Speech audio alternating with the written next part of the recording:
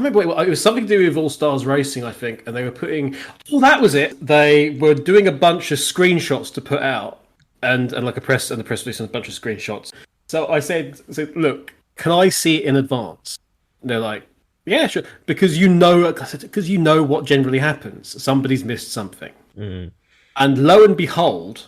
I go through everything. It's like I looked at the screenshots because they never check the screenshot. They just said, "Give me screenshots." Yeah. And Ryu, whatever his name is, from Shenmue, he was visible clearly in one of the screenshots, and we hadn't announced him yet, and we were building up to do a big reveal. So I'm just like, and from that point on, they just went, "Oh, let's just run it past Kevin from now on."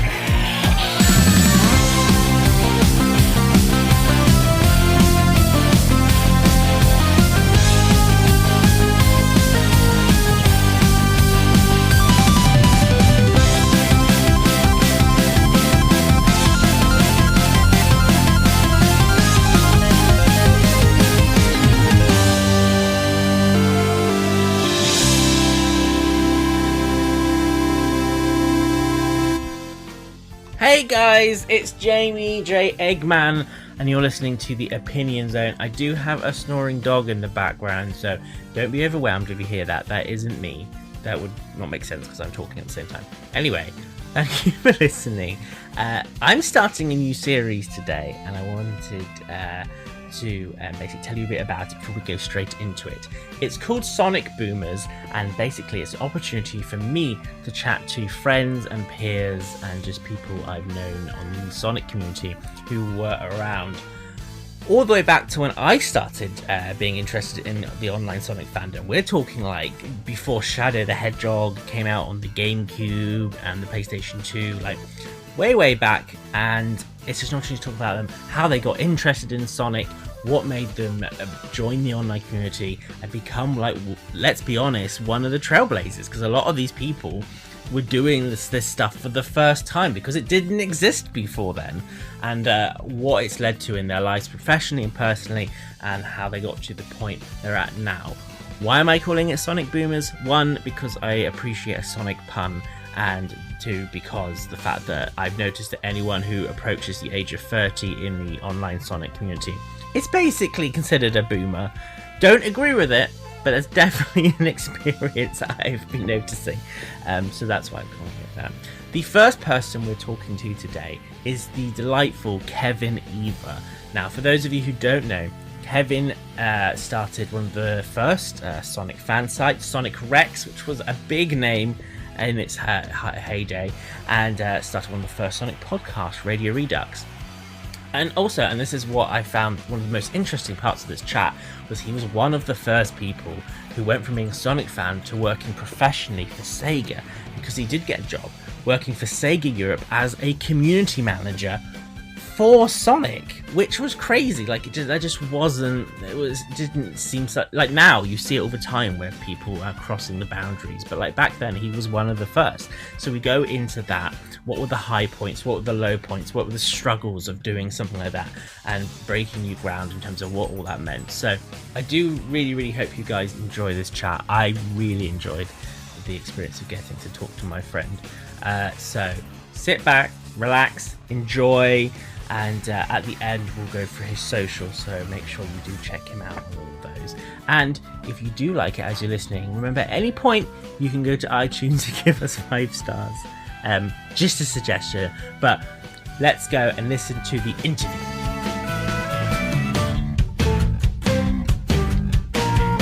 Looking back, it's like that really was it really does feel like an era of time. That's part, like, that is a defined era with a beginning and an end. The era of community there, which then stopped. So it just stopped. It didn't fade away. It stopped. that was it. It was weird. So, I mean, I know when it started for me. For me, I sort of came in around, I want to say, specifically the wire sticks in my head, around Shadow the Hedgehog. That's when I started being more invested in all this community stuff. And I didn't do anything actively myself until Sonic 06. I think that's sort of around the time But you Sonic Rex was before that, but also I didn't realize that Sonic Rex was a part of Kev's Kingdom. Oh yeah, I had to leave the domain after about 15 years. Not that long ago, I had to give it up in the end. I can't afford this. What was Kev's Kingdom? Was it just a blog? Kev's Kingdom /GeoCities/8493 because it was the one place on GeoCities where I could actually find a spot. It was just a place. It was a bit like LMC now in that it was like a little like hub where I taught myself HTML, and the site just had a bunch of stuff. Version 1, you can see it on the LMC history thing. It's absolutely awful, absolutely horrendous. It's but little, however young it was me back in 1996, 7. So yeah, 13, 14-year-old me who was just doing stuff on the computer because the internet was a thing then and came along. It was like, oh wow, you can create stuff on the internet and people can go there. And it was just a collection of things, like various sections, like the Barrel of Monkeys, which was just a whole heap of just parody stuff and written articles and joke TV schedules and like a version of Midsummer Night's Dream, but in computer speak. So it was all like really stupid. It was a whole heap of stuff.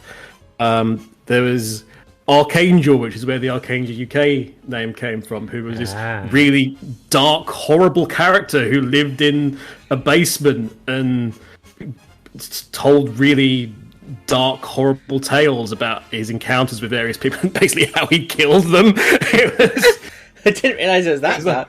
But it was always done in like a really sort of black humour way. And a bunch of other stuff, and then eventually, I kept it going, and it was just a place where friends hung out. And we just talked about our stuff, and it went to like version 7 or whatever it was. And I was at university and bored out of my skull in the equivalent of the library or the IT centre, late at night, and I do mean late at night, doing an all-nighter on 3D Studio Max because I couldn't do it. I was trying to make some sort of car out of 3D, and I had no skill in it whatsoever. And I remembered Sonic, which sounds a bit weird, but my initial connection to Sonic was way back when with watching the cartoon on Channel 4. Really, more than anything. My gosh, yes, I remember that. The early hours. Yeah. In the early hours, like recording it, either being up really early or recording it on the VHS. Yeah. Before and then watching it after I did football practice, and it was. I had a Game Gear growing up. That's literally it from the Sega console. Was I had a Game Gear, so I had Sonic Triple Trouble, which I loved, and Sonic 2, which I hated, and the Game Gear version, horrible hang gliders, say no more. Oh my gosh. But I went on to... I was that bored, and I promised myself to do night, but I'd take a break, so I was looking up various things, and I looked up Zelda, and I think I got to like Zelda Power, or the equivalent of Zelda Power back then, and then I looked up Sonic, and then I got to Sonic Stadium. And it was at the time they were doing the Sonic Site Awards. Yes. Oh my gosh. So the Sonic Site Awards 2004. Yeah. And I listened to a young Mr. Sven and Rory Jocelyn do like the awards show, and then went through like the various things, because I found it really amazing that this actual online community had developed involving Sonic, and it was so diverse, and that really grabbed me, and I started sort of taking note and going to all these sites. And Sonic Rex directly came about from the Sonic Site Awards, and that's and it's because I went to the Sprite Comic Award for that year, and I looked at it and I thought it was crap. I really did. I thought I was looking at this and going, this isn't even any good. It's not funny. It's not with my limited Photoshop skills, I could do something better than that. And it's like that was the thing. I could do better than that. Oh dear. Thus the path was set. That is very interesting to me because that very much is a similar story to how I got involved, which was that I saw content that was already out there. Then I saw some of it and was like, I don't think this is good enough. And I, for some reason in my head, was like, I could do that, and I could probably do it. Not to put any of the content that was already out there down, but it's just like, I just feel like there is a bar. There's a gap higher. There's a chance to elevate this and make it better for the people that are clearly keen to read and watch and write about it. Because I found Sonic Retro 2 things, but obviously it was one of them being the Sprite comics. Which you did for a long, like that. I remember that a long time, because I mean that was the thing about that everyone took note of back in the day, was that you had the Fireball 20XL stuff, which was like 3 panel, 4 panel, that's it, and most of the panels were the same. And then you had Sonic Rex come along, which is like, okay, well, this is like 6 panels, 8 panels. It's like a feature-length story. There's stuff going on. There's a battle, and there's damage being done to the actual framework of the comic and stuff like that. There's from the big Ragnarok arc that happened. It was kind of crazy how much it happened. But SW was literally set up with the goal of winning the Sonic title within 2 years. I set myself the target, so it went on to went as a part of Kev's Kingdom, and then got spun off into its own thing, and it sort of swallowed its father whole. And during that era, you already mentioned Archangel UK, which then became sort of your handle, AA UK. I guess more. I needed one. It turned out I needed one, like I needed a OC. This is the thing. I wanted to talk about this because that was very much an era where people didn't use their real, like, I mean, obviously if you knew people you would know, but like you had everyone had an alias, and in most cases those aliases would actually be tied to like their own character. It was like that was a rampant time for fan characters. But people forget. I mean, people take the Mickey out of OCs and that nowadays, even though there's a lot of creators that still use OCs in very great ways, including some people of your association. But it's everyone had one. Everyone had one. And I don't remember ever seeing a Jamie one. Well, I never had I had an alias, but I didn't have a character. It's like I was always, I don't know why, but during that whole time, I was very much known by Disco Ponies. But that wasn't tied to, for some reason I didn't have a humanoid pony like with a DJ set, like which is missed opportunity probably looking back. But it was very bring back the pony show. No, don't let that die. I remember. I'm glad not many people do.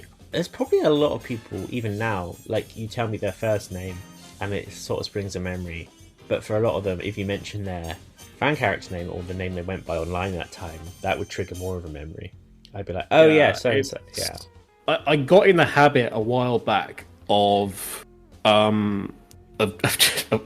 just saying people's names. I think it was around about the time when I basically took AUK out the back of the barn and shot it as a name. And I just sort of like going like, when we're on stream and I'm doing when I'm Twitch streaming, it's like most of the time I will say Phil and Josh and John, and I won't say Vija, Earthheart, Turbo, or anything like that. I mean, that's why I'm Kevin in this Discord call now. I'm Kevin brackets LMC, or I'm LMC Kevin wherever I go. It felt like that time had passed. Yes. For anonymity, because everyone knows anybody anyway. Everyone knows Markiplier's Mark Fishback. Everyone knows Jacksepticeye's real name is Sean. Everyone knows, so what's the point? It's definitely an era that's ended, I think. Yeah. You mentioned there's some, even now, my good friend known online as Sonic Pox, who's like this big Poxy! Yeah, Poxy, yeah. And I will always call him Poxy. How's the university going? Very well. That's the thing that, honestly, about the community nowadays is the stuff I'm most engaged in. Bizarre. I'd love finding out how people are doing, like, professionally. I love that, you know, the likes of Mark have been able to go on to do official stuff. I love the fact that, you know, Dean Simon Lee is, you know, on the cusp of, I mean, one raid away from becoming a massive YouTuber. Yeah. Streamer. There's just so many people that are in the industry now. It's just, it's great to see. You did Sonic Rex? Oh, I can't not talk about Sonic Rex without talking about Radio Redux, though. Because well, before we leave Rex, though, the weird thing about Rex is that there was this strange, like, decade and a half circle, which, you know, a snake which ate its own tail with Rex, because Rex used the Ritz sprites from back in the day. And Ritz goes by another name nowadays, his real name, which is Tyson Hess. Ah, yes. So there was this weird thing at SOS 16 where Sven introduced me to Tyson, and Tyson had no idea who I was, and I had no idea who Tyson was. It was super awkward. It was only after the fact that somebody mentioned, like, in passing, just like, oh, back when he did the Ritz stuff. I was like, no way. So you had this strange thing where I used something that Ritz created to get into, you know, to start something, which then took me to Sega and back out of it again. And then something I created at Sega, he then brought to life in animation with the Wanted posters and Generations. Yeah. So it was this strange thing of, you know, creator creates something, other person utilizes that to create something, they create something, the first person uses it to create something. And I just thought that was neat. That is super neat, and I think it says a lot about, especially that era of the community, of how So much depth, so much talent. the amount of talent. I'm not saying there isn't. There is so much talent in the community, like, of the younger generation, obviously. But, like, maybe it's because we didn't have social media in the same way, so I think it was a lot more condensed and focused to me. And it's just interesting to see those people, and everyone who was of clear talent in the Sonic community. I feel like everyone knew those people. You all knew each other in a certain way. Yeah. And it's so interesting. And then just out of the woodwork somewhere, you'd find somebody else that you'd somehow missed. Well, and you'd just go, wow, A, how have I missed this person? And B, look at this. A friend of mine who did content did a series at the very early stages of the Sonic show called Slingerland's Corner.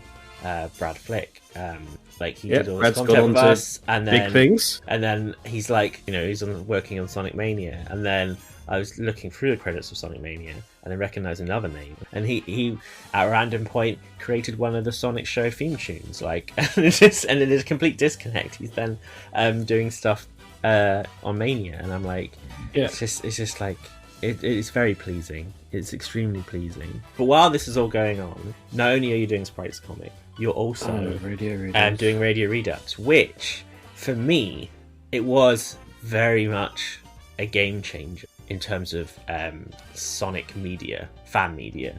Like, because there was online radio, and some of it was podcasted, but a lot of it was more, you can just download it if you find the right FTP server and download it from that. I mean, FTP servers, I can't believe Here is a treasure map. You have 20 minutes, but you have 20 minutes before the sun sets, you're not able to find anything. And you're eaten by the crocodiles or something. And so and obviously, I fell in love with Radio Redux as soon as I picked up, because it was that. You got to think, like, back then, this was it wasn't just new for the Sonic community, it was new for just entertainment, because podcasts was so, like, that was around the time that podcasts in a major way, like iTunes and stuff, that was around the same time when it was all kicking off. Yeah. It was legitimately, and I know it's said this during Radio Redux, and it's easy to you know, sort of just BS it a bit, but no, it legitimately was the very first Sonic related podcast on iTunes. It was legitimately, I think. I mean, the somewhere, but it been like somewhere between the top 20 and 50 video game related podcasts that there were, full stop, on iTunes. It pushed a lot of boundaries in terms of what stuff you can do. I mean, you look at nowadays, obviously it's freaking cringeworthy, but even like Sonic X, not Sonic X, Chaotix X. Yes.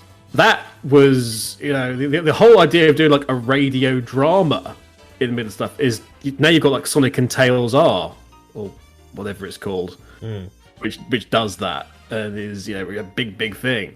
But yeah, Radio Redux, I just love the idea of, again, there was radio stuff out there, and I wasn't a part of any.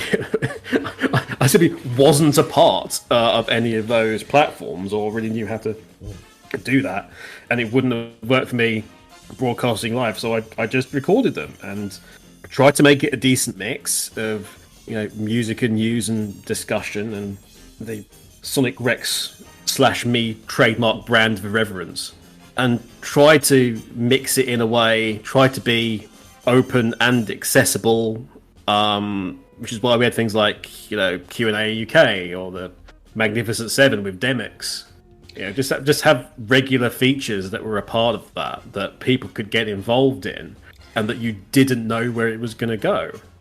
But like just doing things like that spearheads how everything's got. Like now, if you're an influencer, if you're an influencer and you're being told like this is what you need to do to engage, or you're a marketing thing, one of the things is like you need you need to have engagement, which is like you need to have familiar segments, so things that people will enjoy and be able to come back to, things that people can latch on to, and then also things that people can involve themselves in, and then if they feel they're a part of the show and stuff. And that you were doing that like back in 2000. I am cursed to be before my time. Get no benefit out of it, and then move on. And then 4 years later, everyone's doing the same thing that I was suggesting or something. It's one of those things I found. Like, I have such affinity for Radio Redux. I think for obvious reasons. Like, it's one of the first things. I mean, you were one of the first places, and Radio Redux was one of those venues that gave me a shout out in terms of what I was doing. You were one of the first places to acknowledge that we existed. Well, that was again looking around the community, and there were folks that were doing some great work. I continue to say that Zone Zero was one of the best Sonic sites has ever been, and barely 10% of the community probably knows about it. But just from an archival point of view, they were light years ahead at their time. With Sonic Show, with what you were doing, it was a case of, hey, that's the next step. That's the next step from audio. It's exactly the same as the next step from radio, where it's just, oh yes, you're using sound to tell a picture. Let's actually have the picture. Yeah. You latched onto was it YouTube back then? Or was it Daily Motion first or something? I think we hosted it ourselves. I think at the very beginning it was. Was it like Flash Video or something? It was Flash Video Players, and I think Flash Video Player. Rest in peace, Flash. This was back when you could have a video podcast, and it was like you could have it on iTunes and play it on your iPod video if you were fancy enough to have one of those, or play it on the built-in iTunes player, and that was easy because it was hidden. Otherwise, it was like find it in this hidden treasure map of the FTP server. But again, you were taking it into places, being damn entertaining as well. But you were taking it to places where, in hindsight, it's obvious where that it should have gone. But you were the one who was going, "Hey, look at this. It was not just look at what I can do. It's like, look at what we can do. Look at what we can all do." Yeah, and that was like super important. And you were, and still to this day, are an absolute master at creating a community around you. TikTok sweets boy. I know. You don't need to know that. But you've got that about you, and it was so good, and not many people were taking notice at the time, and it just made sense. Just go look for those people that vaguely paid attention to me. Look. Yeah, and I think, and like we did for those of you who are listening who don't even know the Sonic Show or any of what we're talking about, back then, it was like a long format video show that I did, and it had seasons, and I want to say it was still within the first season, so within like the first like 10 or so episodes, I think it was episode 7 specifically, I don't know why that stuck in my head, we did a crossover episode, a Radio Redux / the Sonic Show thing, and I remember at that point doing that, and in my head I was like, oh, I've made the big time now. It's like this is it. I have such fond memories of that time, and that was a time when like Mario and Sonic were getting together for the first time in a game, things like that, and we didn't know what was, Well, that was my first day at Sega. My literal first day at Sega, when I went there to do Sonic City, was the 6 weeks of can you make Sonic City not suck. I went in there and there was like, oh, excellent, I'm glad we can come to an agreement. Could you come through here, please? And I was literally sat down in an office, asked to sign this NDA immediately.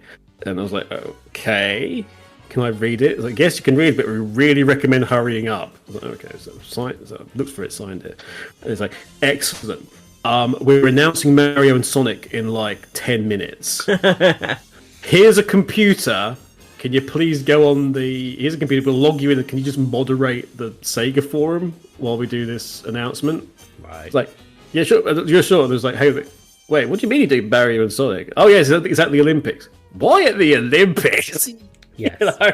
I think that was everyone's initial reaction. And to be fair, that was everyone's initial reaction. To this day, it's still, I think, the reaction. That reaction has ever changed. At the same time, with wiser heads, we can see that it was the best way to have the pair of them was effectively a neutral venue, and that just randomly happened to be the Olympics. Also, it made Sega an absolute monster amount of money. So yeah, it didn't hurt anyone, did it? So back to Radio Redux, Sonic Rex. The other thing I want to discuss is the Shadow Depository, because the Shadow Depository, the thing that got me the most in trouble with Sega were really bizarrely. Their reaction to that was really bizarre. But to explain to people what the Shadow Depository was, which then just became the Depository later on. Yeah. The Shadow Depository itself was just a pun on something from Farscape. Actually, there was a Shadow Depository in that, which was basically like a criminal bank. And I love the idea that this website, technically about Shadow, we just call it that for the lols.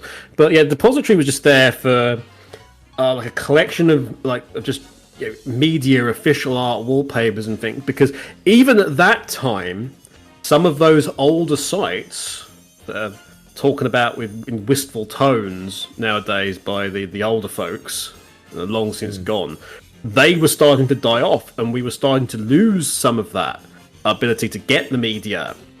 This is a time before Sonic Wiki Air and everything else, which this is the thing I want to stress to everyone listening is because what we're describing is basically this is an archive of media, of content. Yeah, of it was things. an archive of media. You need to really appreciate that the time that this was around, this wasn't a thing. There's like this.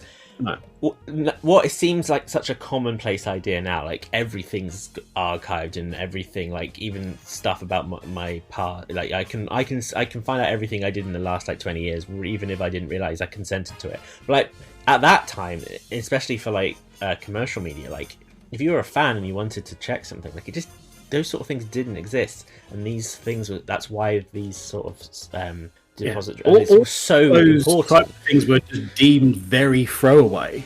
Yeah, but that we know nowadays, because anytime any other piece of old art or something comes out is treated as this creative gem, because the community, specifically the Sonic community, has always been very, whilst they've maybe not necessarily liked the games, also they have appreciated the creative process. Yes. In it, they've always appreciated, the craft that's gone into the music and the craft that's gone into, making these cutscene videos or the voice actors.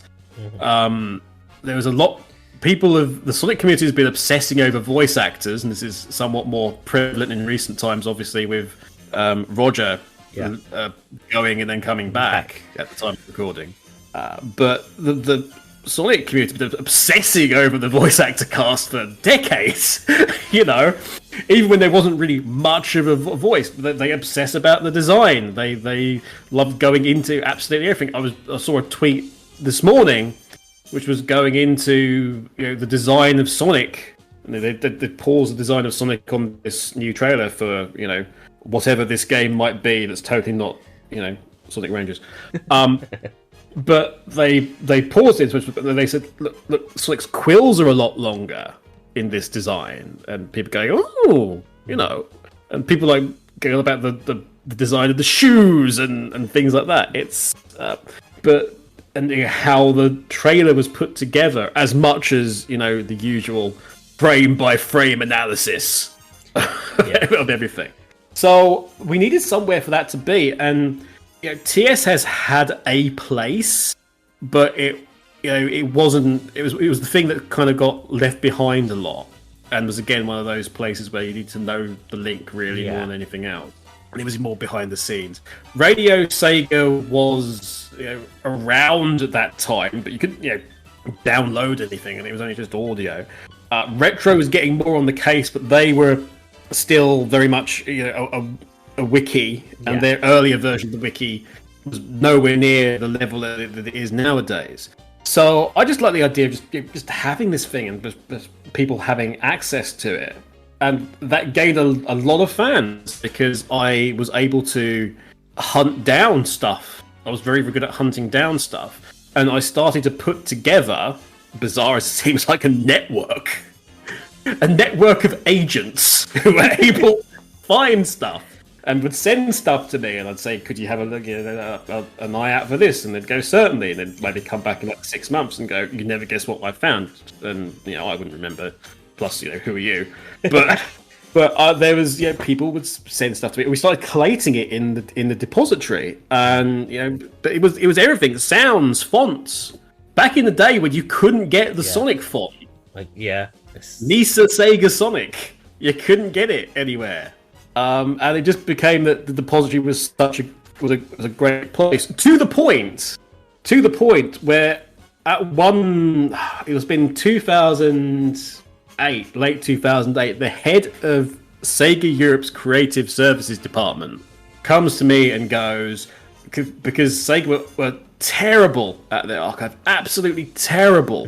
Fans would be mortified. I mean, this is why they lost the code for Sonic 1 and things like this. It's absolutely terrible.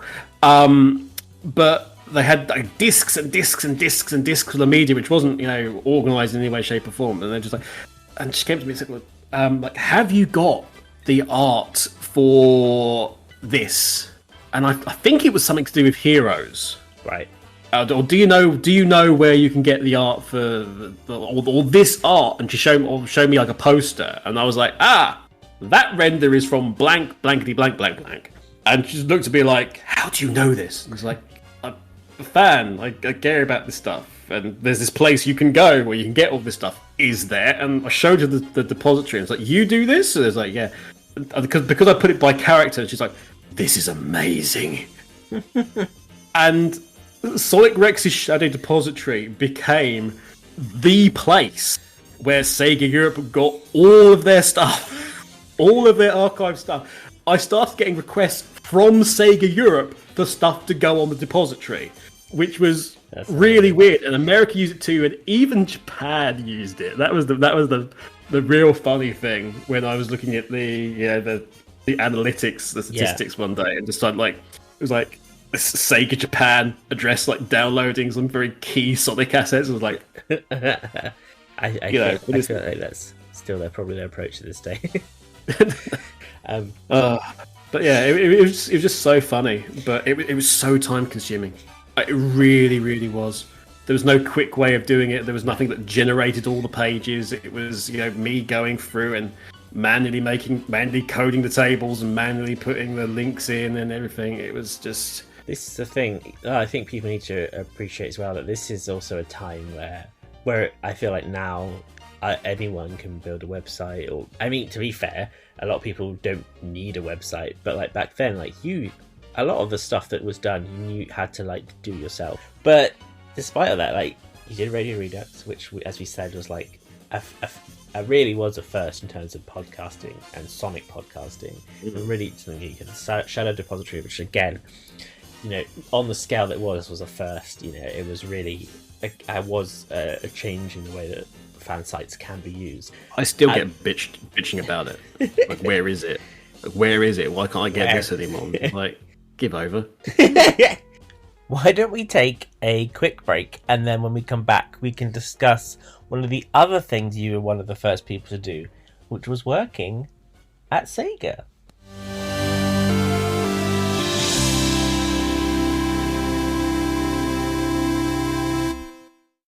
Get ready to cheer on Team USA. Sign up for Xfinity Internet and get a Flex 4K streaming box free and Peacock Premium included. Can your internet do that? Restrictions apply. Not available in all areas. Peacock subscription required. Xfinity, proud partner of Team USA.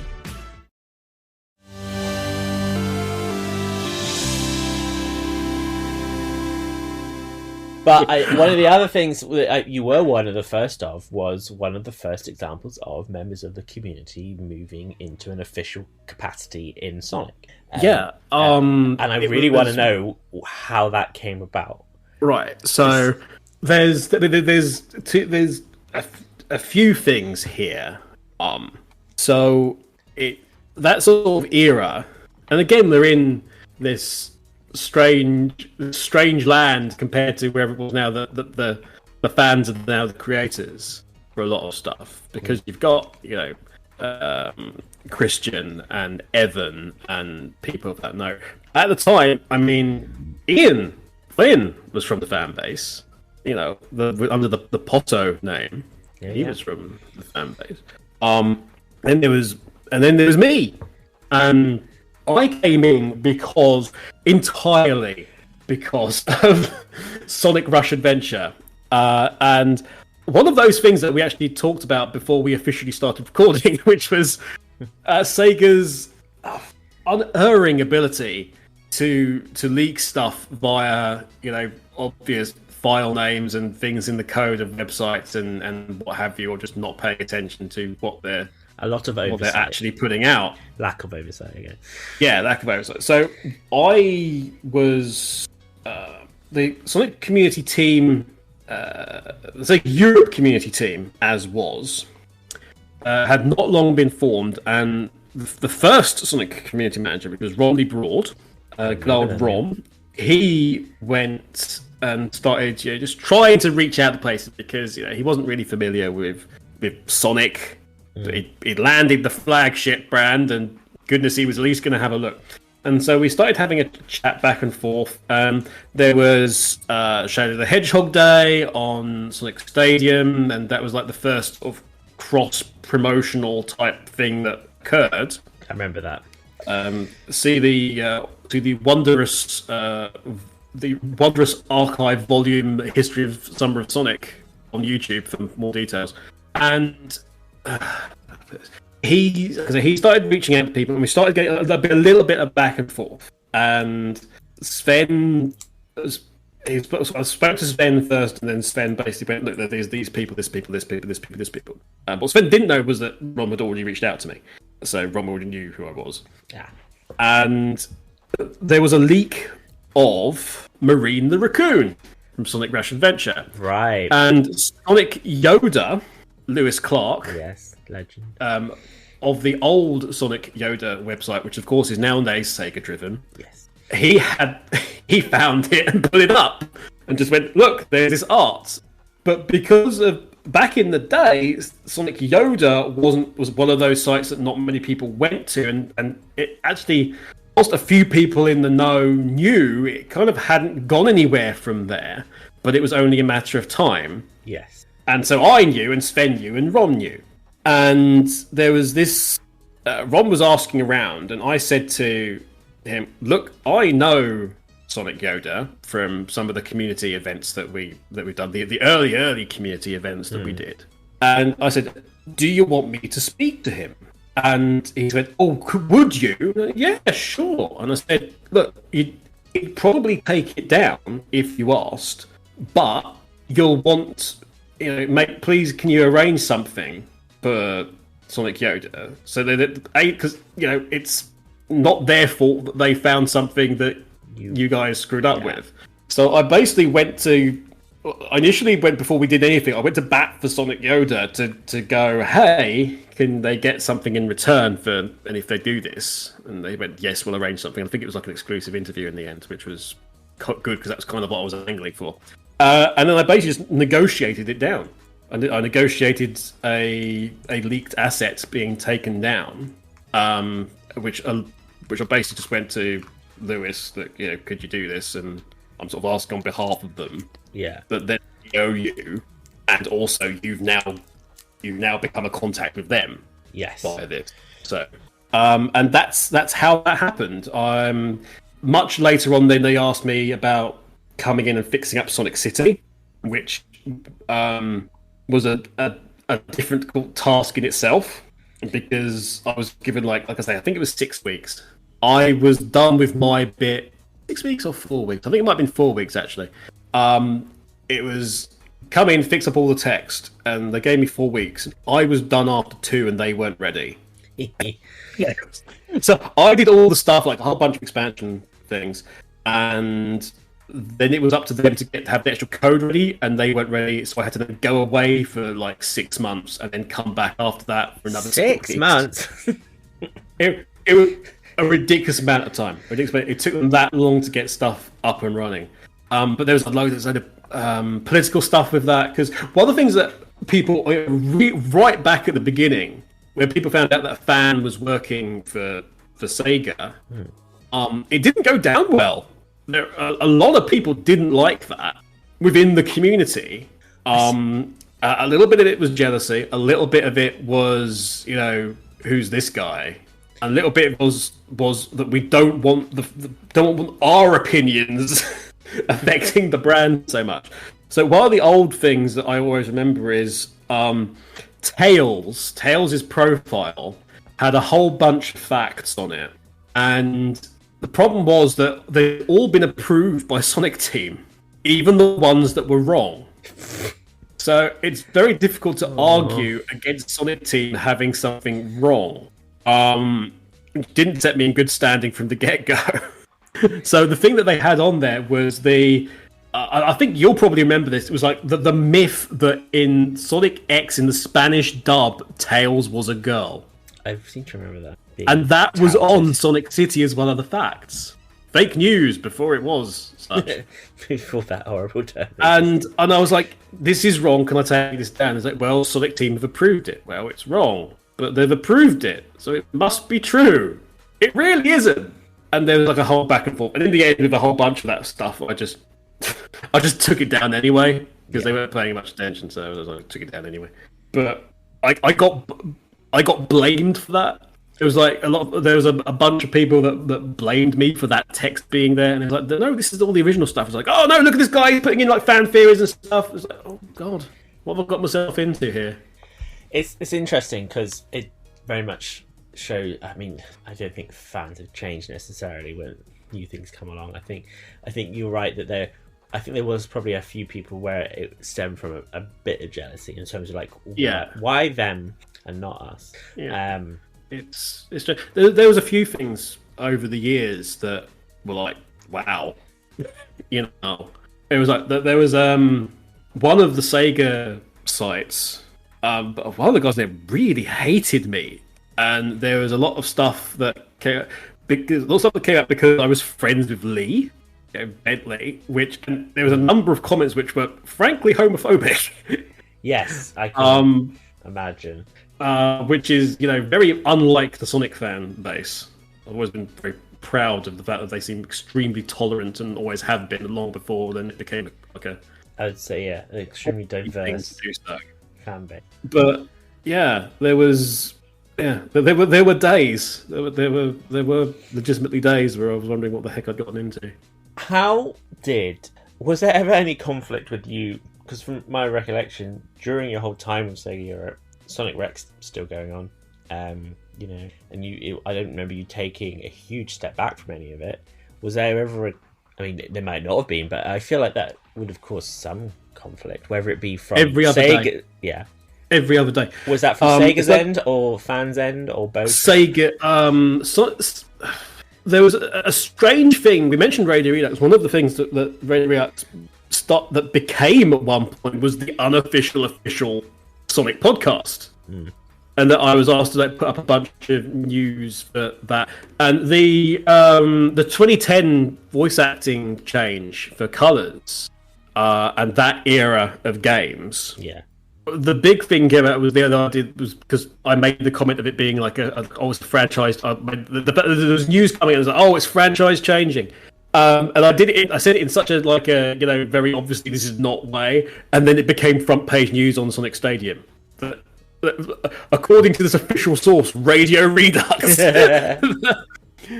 AUK confirms franchise changing news coming up. And I just looked at that and I went, "Fuck, boy." So then, no, it wasn't him. It was Shadza. It was Shadza. It wasn't Dave. You're innocent. It was Shadza. But then that sounds like Sega. The fact that you did have this podcast and this fan site.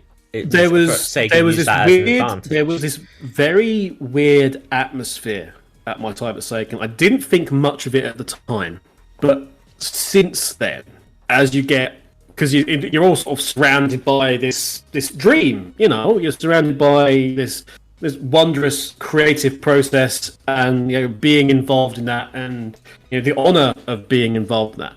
But over the years, I've become a little bit more cognizant of the fact that that was out of line.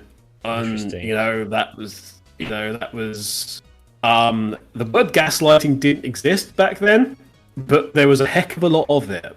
With Sega, you've got this thing where you've hired me as a fan doing a fan site because they're a fan doing a fan site to fill this position. And the reason I got in there was because somebody left and it was an opportunity to get me in the team. And I'm eternally grateful to James Schall for that, who's now gone off to head Secret Mode. Check them out. They're the new studio that's coming in by Sumo. And they're going to be doing like the publishing, not the publishing stuff, but the marketing and everything else for like Jewels in the Rough, Diamonds in the Rough type games. And one of the things that I kept bumping into constantly was the fact that I was a fan, and the idea that I cared about the project, the product, the brand, and what the fans thought of it, which is, my job. Yeah. That really rubbed some people the wrong way. People didn't understand that, but there was a lot of people that sad to say, there was a lot of people in that area who really didn't care. It was a lot more corporate back then. There was very little understanding, and what my 4 years there were pretty much doing was just educating people over and over and over again. Which is why when we got to 2011 and Generations, we had a lot more stuff that we could do. There was fan involvement, although they didn't even know it. We were in that position that was built up, but Sega had this thing where it was literally bipolar, and that's not for want of a better phrase. Honestly, they were absolutely bipolar about me and Sonic Rex existing. One day they needed Sonic Rex to do something, or they needed me to do that as a fan. The next day it's, what do you know, you're a fan. And the word that kept coming up over those 4 years was passion. And whenever somebody said, "Oh yeah, we acknowledge your passion," what they were actually was doing was like kind of putting down a thing. Passion became their byword for, oh, Kevin's bless him, worked up and excited about stuff again. Yeah, he's worked up and excited, but again, because there's so much here you can do. He's also the guy the first day you came in and asked what your brand plan was for the next 3 years, and you said you didn't have one. It was so... And I started getting a lot of... I ended up basically doing Sonic 24/7. Yeah. I sort of came in the evenings and did Sonic Rex stuff. Then my weekend was Sonic Rex stuff. And then my days were Sega and Sonic stuff. And the same people that would get angry and upset with me for doing SW and being a fan. Well, that was the people were sort of people upset about me being a fan and speaking for Sonic. But in actuality, I was one of 4 people in the company that could make an official statement without doing anything, which is kind of crazy when you think about it. The head of the brand could do it. The head of marketing could do it. The CEO could do it, and me. But crazy. There was just this thing where it continued, and at the same time as this, that I would come through the fan, there were other people that weren't happy with the fact that I hadn't somehow paid my dues, that I hadn't come through from QA. I find that very interesting. The people underneath were upset that I'd not come through via QA. The people above were upset was that I was a fan at all, because that was somehow a negative. So you would say, for some people, that the groundwork that you've done, so to say, in terms of Sonic Rex, etc., and all the things within that wasn't acknowledged as working your way up in a different way. No. It's almost as if you're just a fan who came out of nowhere. It was not a thing. It was very much a dismissive hand wave. Well, you did that, so what? I mean, I'm also the guy that's, every week putting around a report saying how much coverage his work has generated, which is completely outdoing the numbers of the actual marketing department for print. I'm the guy who's got the fans to be happy. This is sounding very poor me, I know, but it really was that at the time, and it's strange. Summer of Sonic. Yes. Summer of Sonic. What do you think my professional credit for Summer of Sonic is? I'm trying to think if you had one. Yeah, no, 0. that things I did, and now, but yeah, you 0. It's very much deemed as I've not been ever involved in it. From Sega's point of view, despite I was the only person working on it for Sega for years and years and years. Summer of Sonic really made me hated a lot of people. One of the things that was cut out of that history of Summer of Sonic was how I had to pretty much go around and beg for the money. Now I was doing this. A lot of stuff, including like walking people's dogs and looking after people's babies when they were in the office, and trying to do deals, doing people's work for them. Basically, there was a number of games that I wasn't working on where I wrote the marketing plan for various people, so they didn't have to do it. See, obviously, my experience. My experience with Summer of Sonic is obviously I was involved in the team, but obviously not at the level that you were. But I do recall in many conversations about like, we're trying to do this, but we're trying to, and I always found it interesting that you are, in terms of out of everyone in that room, you were the Sega person. In terms of you're the only person repping. You're officially repping. You are Sega in terms of the group of people. Everyone else isn't that.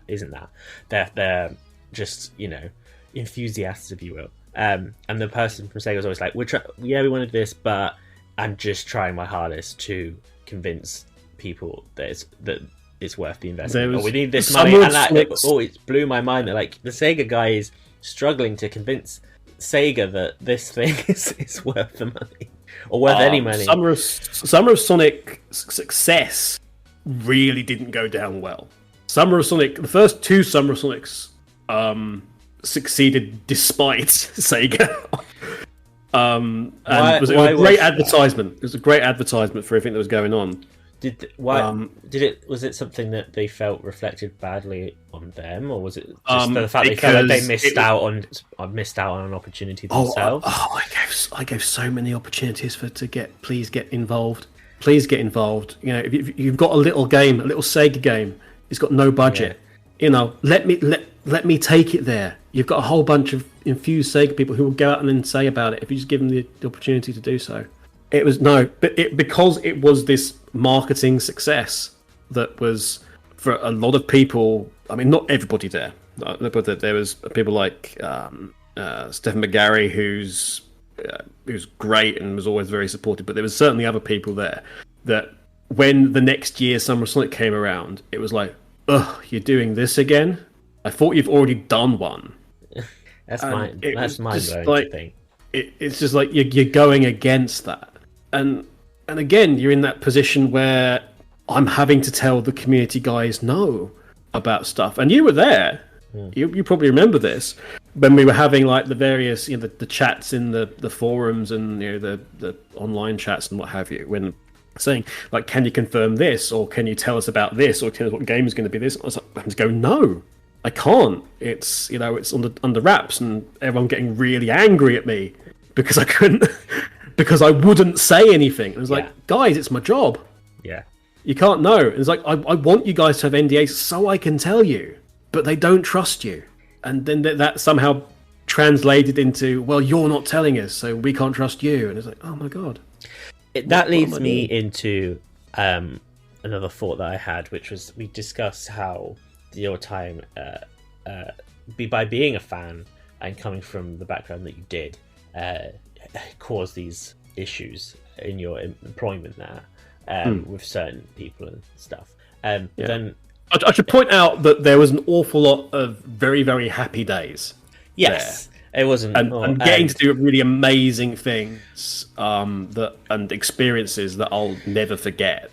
And I feel like, and I think a lot of the things you've described today sound like, anyway, like it comes out of doing again. It's having a fan involvement at a professional level. That was something that was relatively new, so it was just like the ironing out of how does this dynamic work, how do you I think that's evolved a lot since then. But then somebody wrote an article about it. Somebody actually, I mean, from another place entirely, nothing to do with the Sonic or Sega community at all, and somebody at the end of my tenure wrote a really really engaging, very thought-provoking article about community people that are in the video game industry professionally, and how that's the balance of being a fan versus and having that enthusiasm versus the realities of video gaming. Yeah. And one of the people, I think it was like 3 people I focused on. One of them was me, and I think the summary of it was like they didn't know how I'd done this. If you have that side of it, and you mentioned obviously like us doing Summer of Sonics and such, and being like, why won't you tell us this, that, and the other? And it's because I physically can't. Do you? I so wanted to, guys. Do you feel that? So you have that one side of it, which was like this learning this new way of doing things in a professional manner, and the challenges that provided. But then on the fan side of things, was there any other point, I hope you can be as honest as you can, at any point on the fan side of it with your friends that you felt like, actually my time working in this professional manner on this subject that we're all fans of caused a disconnect between you and these peers you had in the community, because then you became this person who, like you said, wouldn't tell things and was being awkward because you were that was your employment, that it was beyond your control. Did you ever feel that? It was. There were times where there were times where it was all of a case of. There were various points where it was very obvious that it just wasn't working. Let's say. There were points when the community had with any community they will have issues with them, and there were times when I honestly didn't understand. I don't want to say the point of view, but it didn't kind of gel with the response. In terms of wondering when I was actually kind of done with Sonic, it was, I think. It was actually, I wasn't done with Sonic, but it was time to move on. Yeah. Professionally, because I really feared getting pigeonholed and typecast, if you will, as the Sonic guy. And there was evidence to suggest that that was starting to occur. And I was also aware that the economy was changing. So this is like 2010 to 2011, and everything started to go down. And we're starting to lose people in the team. And I'm there because Sonic, which is great. But at the end of the day, it came to the point where I needed to sort of spread my wings a bit more. And I asked, okay, this will upset you. Okay. I don't know if I told you this story before. Okay. But so lots and lots of people were getting promoted. There was no, head of Sega community. There was no senior person, because that was Martin, and Martin was then let go. Yeah. At which point I was expected to take over that job, and then by the end I was basically doing 3 people's jobs and monitoring somebody else. Yeah. But I wanted to start moving up myself because I could see me standing still. Yes. And I want to know that I'm challenging. One of the things that drives me is you're challenging yourself, you're delivering stuff, you're improving stuff, and moved on. And there was signs that I kind of got what I came in initially for was to help Sega understand the fans. And when you've got Azuka going, yes, we can go and poll the fans about their favourite levels, and we'll do that for Sonic Generations, and we'll forget the plan that we were going to do for the levels for that. Yeah. Because you're right, and it should be their decision, even though we can't say anything. That was the sign that I've kind of got that goal. Yeah. So I want to make myself more accessible. I want to make myself more, varied. I want to make myself, give myself a career path, because there's nowhere to go. Yeah, I think there's nowhere above me. Yeah. There's nowhere above me. There's arguably nowhere below me because the floor's being taken away from underneath me. And I asked a very senior person in the marketing team at Sega. I basically took them aside one day. I said, "Look, I'm not asking to be promoted or anything. Yeah. But there comes a point in time where everyone else is moving up." I said, "You yourself have moved up. I would like to start the process to get to a point where I can move up." So I said, "I don't know what that would be. I don't know if that would be like an assistant brand manager or assistant marketing manager, or somewhere that's basically like a diagonal, as opposed to anything. Because I want to do stuff. I've got a wife. I'm looking for maybe start a family. I want to do a bunch of other stuff, and." I think I've been here and proven myself enough that. So, what do I have to do to basically start that process? What do I need to learn? Who do I need to talk to? Who do I need to sit with? Which is, I think, a very reasonable question. Yeah, I think that's a natural question. It's just like I want to be better. I want to be better for you guys. That person laughed at me, Shut up.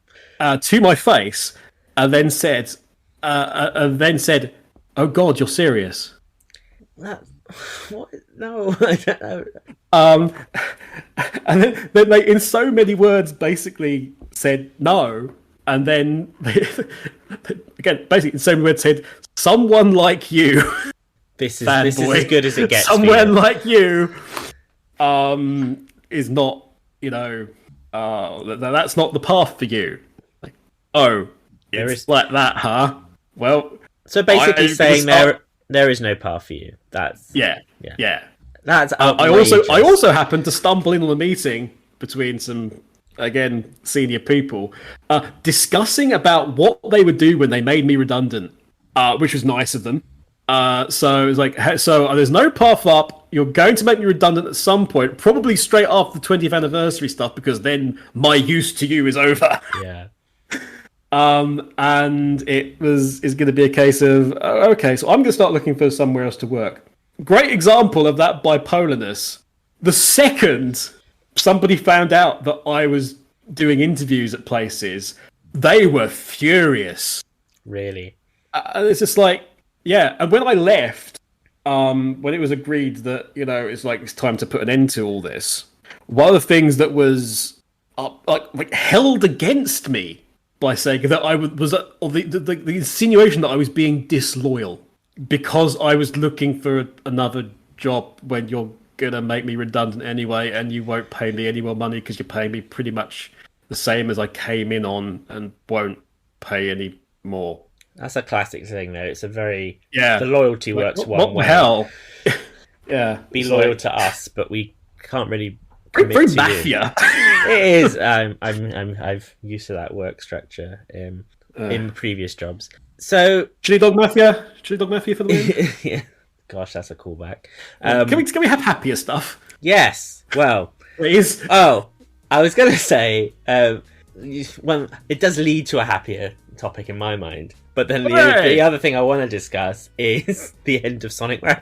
Because this sort of thing happened, and then of course it transitioned to where you are now, which is last minute continue. So no one cares about, but never mind. I don't think that's. I see some of your numbers. You do okay. I really don't. But that leads to another conversation. But before we move into that, I just want to say, so was the Sonic Rex closing? Was there always a plan of we're going to close Sonic Rex and we're going to move into this, or was there a point where you're I'm just going to close this? Never. There's never a plan for that. There's never a plan for that. What happened was, how much should I go into this?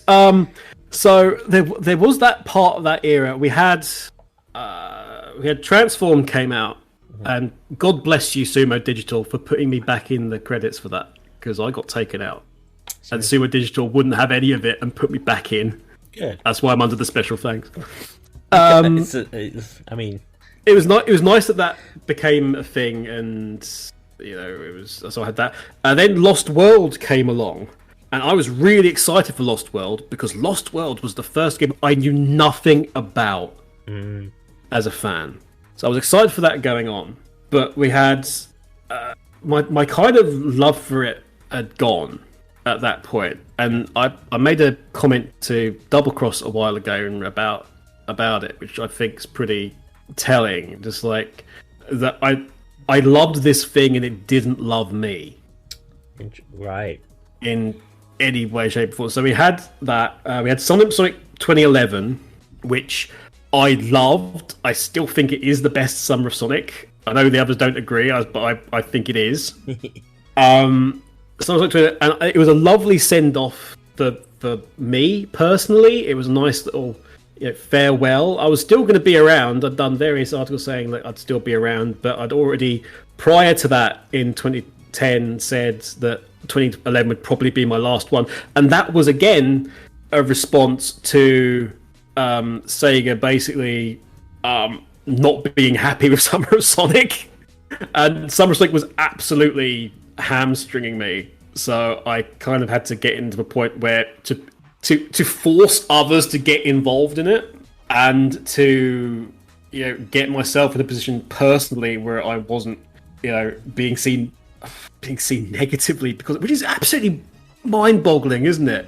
This massive, humongous success, international fan convention, and it's seen as a detriment. It's madness by some people because it's a success. Anyway, luckily, later years, like I said, 10, 11, it really got into its own in terms of people getting involved, and Nintendo, by the way, Nintendo turning up at 2010, causing all the problems that they did, but actually going, we're filming for the Wii channel. Yes, I remember that. Summer of Sonic. That was, I think, the one where they just suddenly went, oh, okay. So we have Nintendo to thank for a lot of stuff. So 2011 was great, and it was a great send off, and I was really happy. I was in a really good place. My life was not in a very good place at all by the end of 2011, and then Sega threatened to sue me. Right. Okay. I reckon that's a good time to take a quick break before we continue that conversation.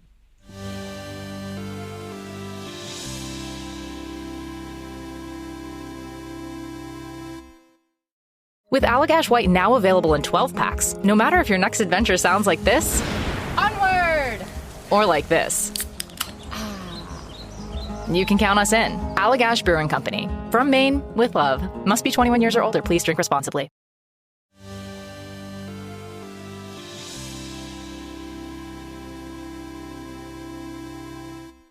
Okay, so you're being sued. Continue. This came out of complete left field. So I was going through. So I'm personally at my absolute lowest ebb. I'm going through divorce. Yes. Which is not good for anybody. No. I've had to move into this. Yeah. High five, fella. Dick Renisa, you survivors who killed here. But I've left the house, which I absolutely loved. With living there with the people, with my then wife and Blake Draco, Dusk nowadays, and we'd had Summer Sonic. Everyone was really happy with it and good and what have you. And then suddenly but health-wise not doing well. I've got the debilitating head thing that I picked up as a happy 25th birthday present, and somebody started somebody attacked me basically and started using my head as a football, which is why in later years I looked quite dishevelled. Was because of the eternal, literally everyday ongoing pain from cluster headaches. I was really bad place with that because it was kind of at its peak and it was bothering me day and night. And I moved into the spare bedroom of an ex-girlfriend until such times I could sort of get myself on track again, because the economy had collapsed and there's no jobs anymore and I've got no money, and so I'm living here. And I just randomly got in the post a letter from a lawyer saying, this Sega are going to sue. We're going to sue you unless you agree to these terms and what have you. And I'm like, what? That would why? What? And it was such. We've gone to a sad thing again. But I'm sorry, everybody. I'm sorry. But this is the truth behind the curtains. It was kind of a sad time. What happened was Transformed. The All Stars Racing Transformed. There was a thing that went out, a trailer that went out. Just generally advertising. And back in the day, that's entirely your fault, actually. Back in the day, because we put trailers on our channels, didn't we? SW had a good YouTube channel with a decent following. Yeah. And you watermarked your stuff. I did. And I never did. And I thought, it'd be nice if we watermarked that one. So I did it. And I put up because I saw it and I immediately went on the Sega press vault, downloaded it, got it, watermarked it, and put it up, and didn't think anything else about it. Yeah, that's because what have you, whatever. Yeah. What I didn't know was that those guys, the press vault people, had made a mistake and they'd put up the wrong trailer. Oh. So we had a situation where I got in. I literally was like the first person in, grabbed it before they took it down and then placed it. The trailer that I had mentioned the fact that it was coming to DS. I did not see this. It's not like it was a massive secret. Yeah. Everybody knew it was coming to DS. Everybody knew it was coming to DS. We were literally waiting for E3 to roll around, so this will give you an idea again of time when this was. E3 to roll around, so it could be announced. Okay. So, lo and behold, I get a message late at night from somebody. This is after I've already taken the trailer down because there was an error in the rendering, and I was literally in the process of redoing it. Right. Saying, did you know you've revealed that it's coming out on DS? And the honest answer is no, I did not know. And I was mortified. It's another example of Sega leaking stuff. Yeah. Oh no. This was my fault entirely, apparently. So I ended up having a conversation with this, and I was like, no. And they pointed me to Sonic Stadium, and also Retro, and also TSSE, where there are massive articles about it that are being picked up by everyone under the sun, which has got which said, they've taken down the trailer, but we've got a print screen of this. Yes, we've got a print screen of this end slate with the Sonic Rex logo in the corner, watermarked. No. And Sumo did not blame me at all because I explained the situation and everything was fine. But I'm like, and Sega. I rang Sega as soon as I found out. I rang Sega, left a message on answering phone of some people that I trusted, and just went, "Look, you'll know this has happened. I didn't know this. This is I got the press report, did this. I'm absolutely mortified about it. I can go through with you what happened. Yeah. And you can look at the time indexes or whatever in the website for the press report, so you can see what this is and you can check what it is, and so it never happens again. Let me know if there's anything I can do, etc." So I reached out to Sega like twice and sent me, and I never got a call back. So I thought, obviously that was an E3 announcement. Yes. Not much of one, but it's an E3 announcement. It was something. So we had that, and the irony was that SW literally got no benefit out of that. Everybody else got all the traffic. But you had taken it down. So. We didn't even know it had happened, And the trailer's down, so I'm not getting anything from that. Sega, it turns out, thought that I had deliberately leaked the knowledge that it was going on DS. And my initial thought when I found that out was, I think I know bigger and better secrets than the game that everyone knows is coming out on DS is coming out on DS. Yeah, this multi-format game is coming out this on one of those multi-format, multi-platform game is also coming to like PSP. Did it come out on PSP? Vita. Vita, yeah. It's also coming out on that. The one thing that's missing is DS, and it's like, we know it's coming out on DS because they've been doing really focusing on DS games. Through habit, we know. And I'm also the one person that's reported that's got no benefit out of it. So clearly, I've gone out for myself and deliberately leave this. So they implied you're doing it for a more spiteful. Yeah. So the letter said that I had hacked the press vault. I don't remember it being particularly hard to get into. Yeah, I hacked the press vault, with my login and password that I'd had for the previous 6 years. I went in and downloaded something that was up there for anybody to download and put it up. And that was what they were suggesting I had done.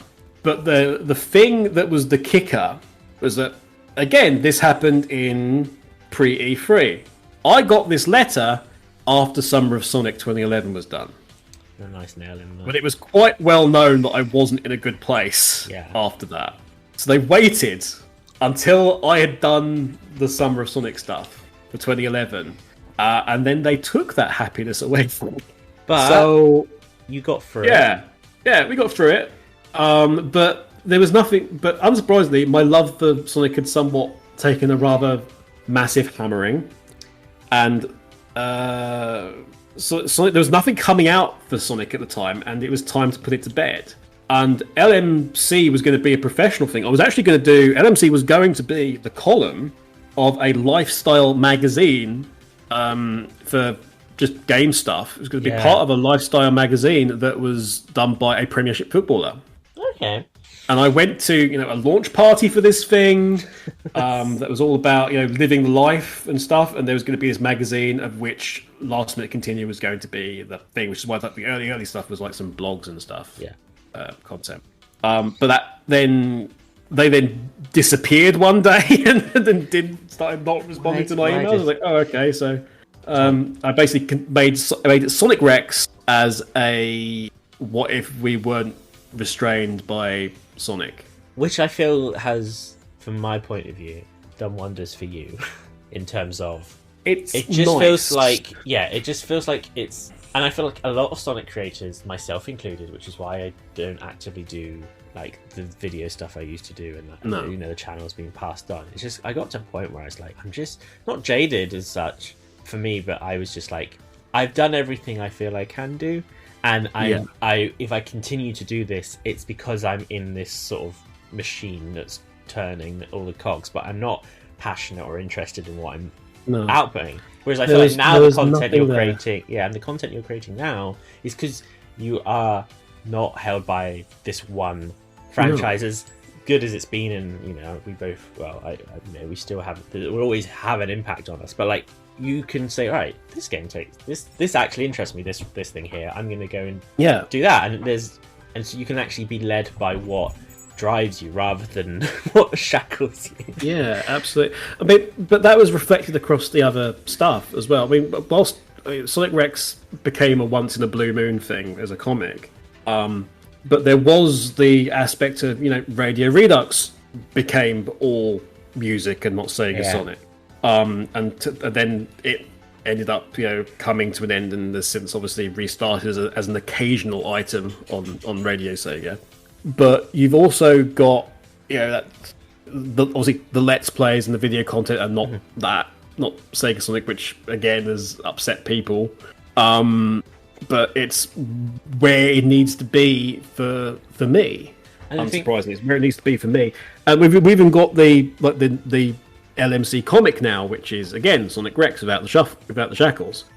I'm happy to pat our own egos. We did quite a good job at it, and I think there was a time when SW was putting in ridiculous numbers. But as you say, I'm far happier doing LMC in relative anonymity than I was doing SW. Being arguably successful. And if you and that just makes me happy, because it means that the content you create is better, in my opinion.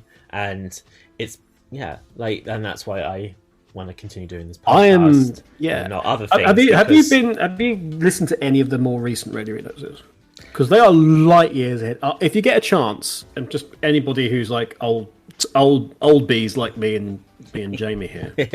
There's one which was done for Radio Sega's Opposite Day last year. There's actually an Opposite Week coming up again very, very soon, I think. Which was like Crisis on Infinite Podcasts. And it was the whole joke for Opposite Week was that because I wasn't part of Radio Sega, I didn't really have anybody to do in terms of like another show. So the entire show is just me trying to find other avenues where I could like do the show. So I try and do Sonic Hour and then like start going for it, like some of it's like really dated badly.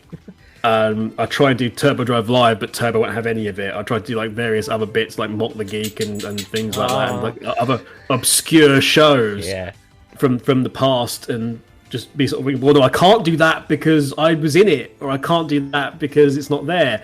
The highlight being, by the way, God Donny.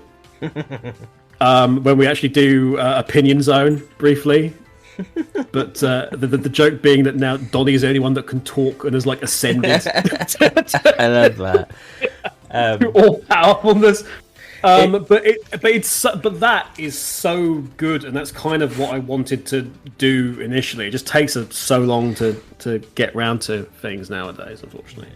We'll round off with two things that I want to hear. Yeah, which is one for people who are newer in like up and coming creators and who have barely even begun. If you, from your vast experience, what would be a leading piece of advice that they should take with them as they start their journey in the internet community? If you want to be successful within it, if you want to be a success in this community of ours, look for a gap. Look for something that people aren't doing. Look for something that people aren't doing that you could get behind and infuse with, that you have ideas. Don't just steam in and just start doing stuff. Have a little thought about it first. Have a think about what you could do. Is it sustainable? And once you've done that, think about whether or not it will make you happy. You're not here to make success of yourself or what have you. Arguably, you're probably actually going to be spotted quicker. Because I couldn't agree more. Because it's obvious, that from that point of view, because then you are clearly doing it for the love of what have you, and you become more obvious. This is not to say that the group of people are, in any way fake or anything, but there is the character versus the person, and people latch onto the people a lot quicker than the character. The character will have a bigger shelf or a shorter shelf life and a bigger, spike in terms of engagement.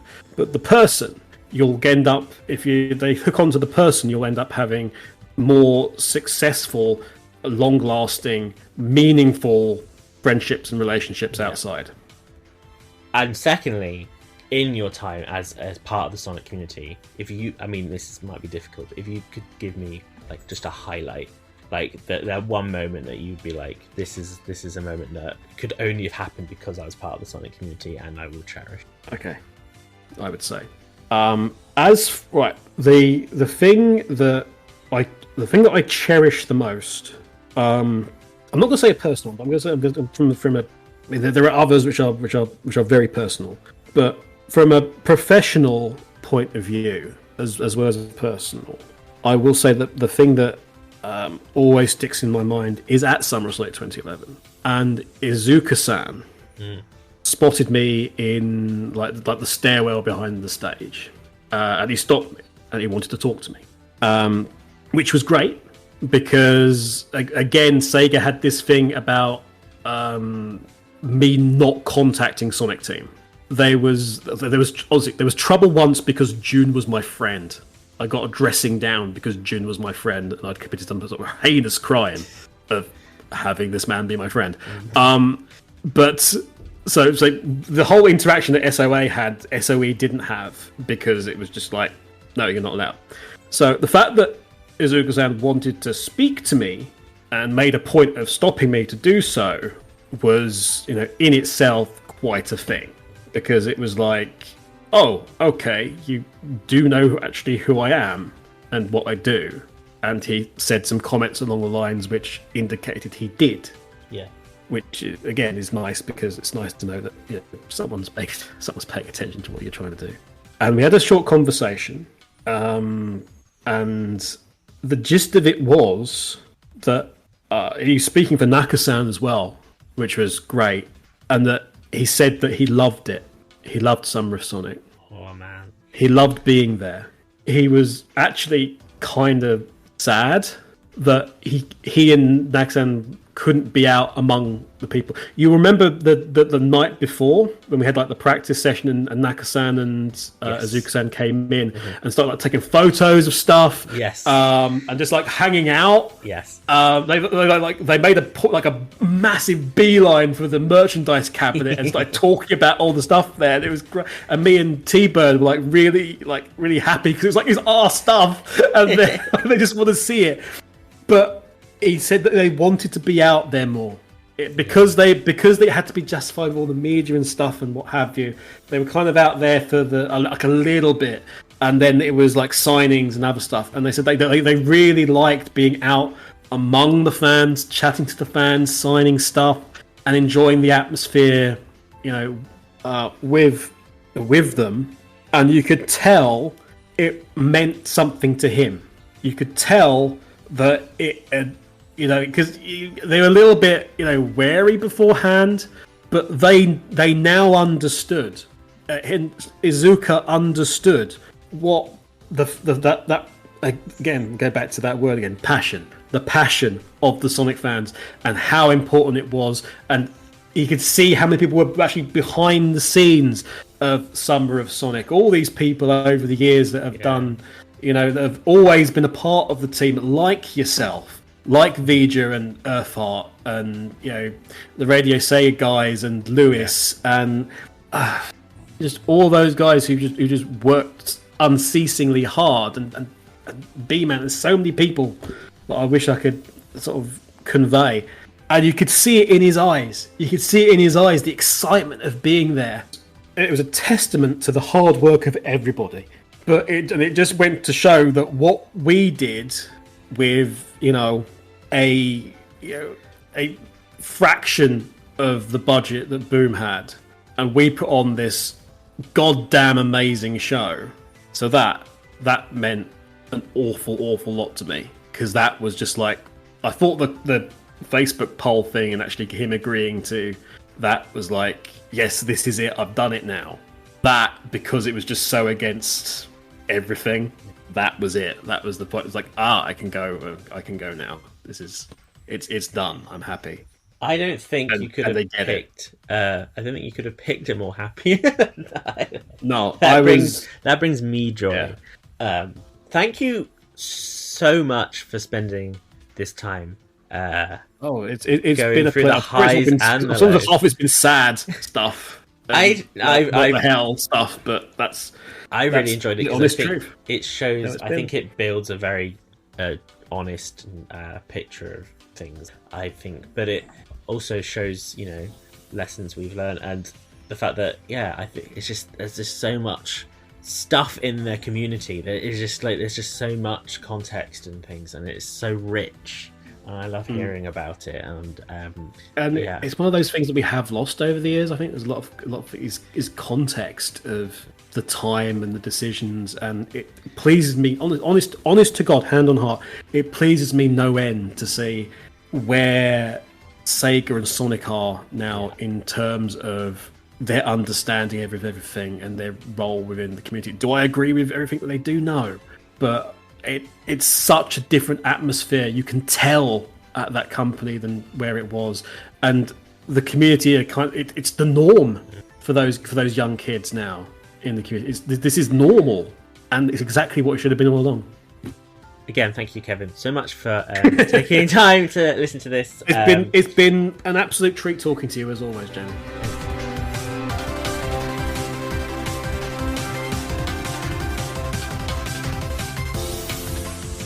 So, that was Kevin Eva, and can I just say thank you so much to Kevin Eva for spending the time to talk to me and go through everything right from the beginning.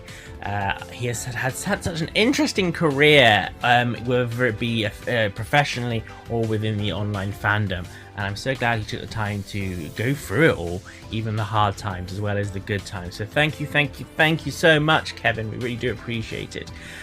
If you guys want to check out Kevin and what he does, then you can go to his website, lastminutecontinue.com, and you can also find him on Twitter at lastminutecontinue, Twitch lastminutecontinue, YouTube guess that's right, it's lastminutecontinue. But he has also got a personal account as well if you wanted to just say hi. That's the Kevin Eva, EVA. So you can always check out his at there. It's not a private account, I think, so I hope he doesn't mind me sharing that. But do check him out. Check out what he does. Check out Radio Redux as well. Radio Redux, REDUX. I think I haven't got much more else to say. I hope you liked the chat. I hope you liked us discussing, the behind the scenes and times of old. Well, old in terms of internet relevancy, anyway. So if you want to hear more, do let me know. My is at Opinion Zone Show. Opinion Zone Show, all one word, on Twitter.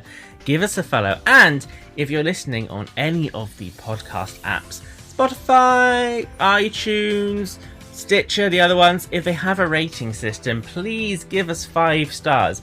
We would love to have a review as well, but even if you just rate us 5 stars, you don't understand how much it helps. The most recent reviews we have been getting are from Ireland, so thank you to everyone in Ireland who's been listening, and also thank you to everyone who's listening in Brazil, because we've been charting really high there. We're getting a lot of traffic from Brazil, so hello to everyone listening over there. Anyway, guys, I'm gonna peace out for the day now. Thanks for listening to the Opinion Zone. We will be back soon with more interviews, chat, and shenanigans. Until then, bye bye.